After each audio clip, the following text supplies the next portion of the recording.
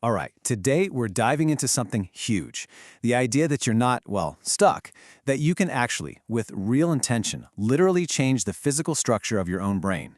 And we're going to show you exactly how to do it. So let's just get right to the big question that's at the heart of pretty much all personal growth, right? Can you really change who you are just by changing what you think? And you know what? The science says absolutely yes. So let's get into how this whole thing works. Okay, first things first, we got to get our terms straight. We're talking about your mind and your brain. And no, they are not the same thing. The best way to think about them is like your own personal computer. You've got your hardware and you've got your software. So check this out. It really lays it all out. Your brain, that's the hardware. It's the physical organ, right? The neurons, the synapses, the actual tangible machine. But your mind? Well, that's the software. It's all your thoughts, your feelings, your beliefs. It's the program that's running on the hardware. You can't reach in and touch a thought, but man, does it direct the whole system? Okay, so if the mind is the software and the brain is the hardware, how in the world can the software change the hardware? I mean, that's the big question, right? This is where things get really, really cool. We're talking about your mind literally rewriting your brain's code. Well, this incredible process has a name: neuroplasticity. And this isn't some self-help guru talk. This is real science.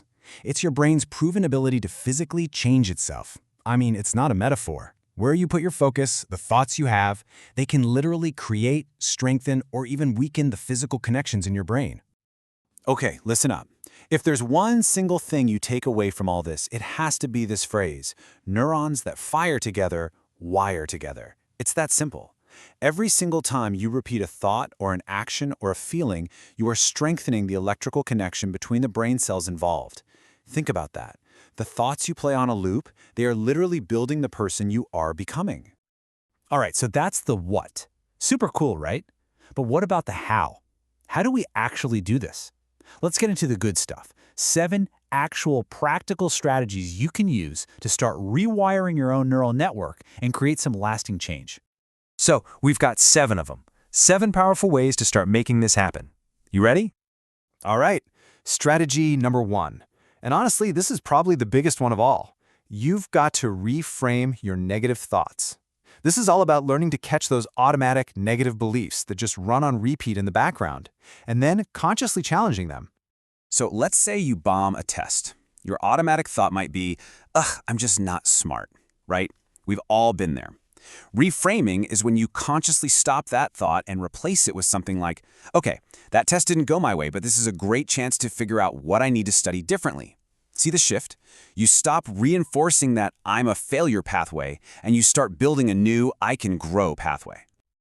Okay, number 2 on our list is practicing gratitude.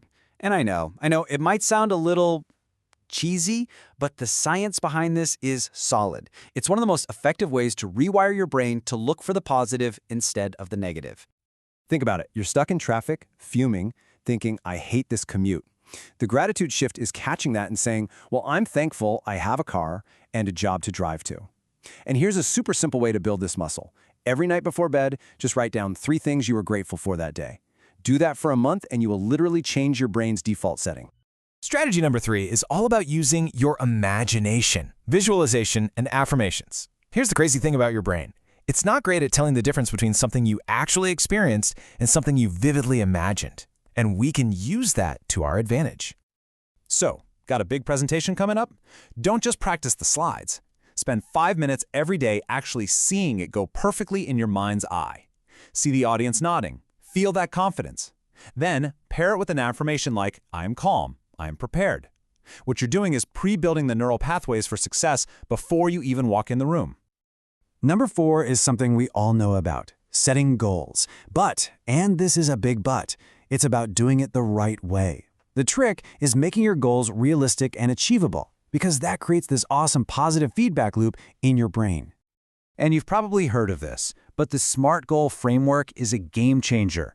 When you break a huge ambition down into small, specific, measurable steps, something amazing happens. Every time you check one of those little steps off your list, your brain gives you a little reward, a hit of dopamine. It's like a chemical pat on the back that says, hey, do that again. It's all about building momentum. All right, number 5. This one's about who you hang out with. Because here's the thing. Our brains are social. They're wired for connection, which means they're also deeply influenced by the people around us. If you're always around people who complain and see problems everywhere, guess what? Your brain starts to do that too. But if you surround yourself with people who get excited by challenges and are always learning, well, that mindset is absolutely contagious. Their habits and thought patterns literally rub off on you. Okay, number 6. This one's all about playing defense. It's not just about what you put in. It's also about what you keep out. You've got to be the bouncer for your own mind and curate your information diet. Think about it. Endless doom scrolling on social media or watching the news 24/7, you're literally training your brain to be anxious and fearful. So here's a challenge for you. Just for 1 week, trade 30 minutes of that scrolling for an inspiring podcast or a fascinating documentary. I guarantee you will feel a difference. And that brings us to our final strategy, number 7. This is the one that really ties everything else together, a weekly self-reflection practice. This is what makes the process of changing your brain a conscious, deliberate act. It's super simple. Block out 15 minutes on a Sunday evening or whenever works for you. And ask yourself 3 questions. What was a win this week? What did I learn from a challenge? And what's one thing I want to focus on improving next week? Doing this makes growth intentional. It's not just something that happens to you, it's something you are actively doing. So, when you boil it all down, it comes back to this really simple but incredibly powerful loop. It all starts with your mind. You choose where to put your focus. That focus, repeated over and over, literally reshapes the physical hardware of your brain. That's neuroplasticity in action. And once you've changed the brain, you change your habits, your feelings, your actions, and ultimately, you change your life. It's that direct.